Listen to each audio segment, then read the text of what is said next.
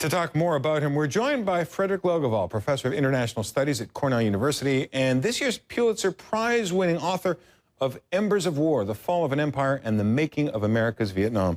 Thanks so much for being with us. It was Time magazine back in the 50s that first called him the Red Napoleon, but the comparisons to Napoleon, to Rommel, to Montgomery, to the great military geniuses of our age somehow stuck. Why is that?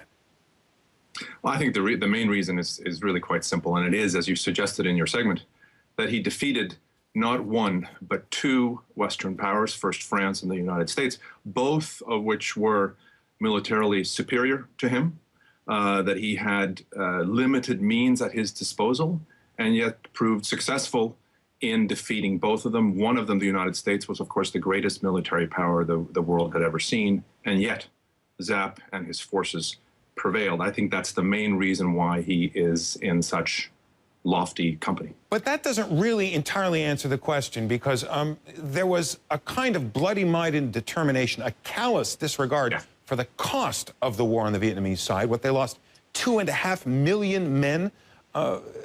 If he just threw bodies at the French and the Americans and won that way, why does that make him such a particularly important military strategist? Well, it's a fair point, and there's no question that that ruthless belongs in any short description of General Giap. And as you say, he was willing to sacrifice huge numbers of his own forces, has his share of detractors as a result of that willingness. I don't think it's enough, however. I don't think you defeat first the French and then the Americans just because you're willing to suffer those kinds of losses. You also then need to somehow overcome the disadvantages that you have in terms of this firepower that I mentioned.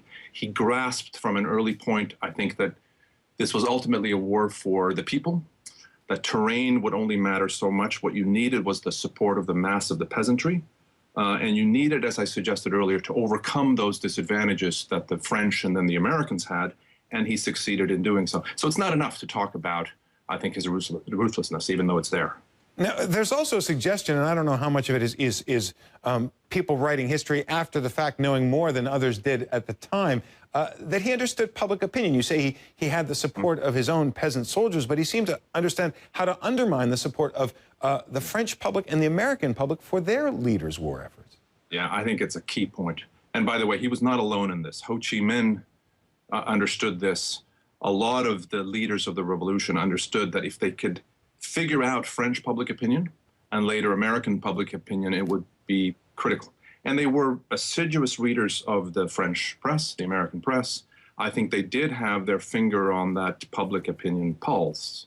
The only thing I would add is, and this is a theme in my book, Embers of War, is that the French themselves and later the Americans understood their own public opinion. They understood that time was ultimately on the side of the Viet Minh, on Giap's side, and they, behind closed doors, they didn't want to say this publicly, but behind closed doors said, this is going to be a very, very difficult struggle for us. In other words, they were gloomy realists. And so he understood French public opinion and American public opinion, but his adversaries also saw what they faced. Frederick Logoval, the book is Embers of War. Thanks so much for talking with us. My pleasure.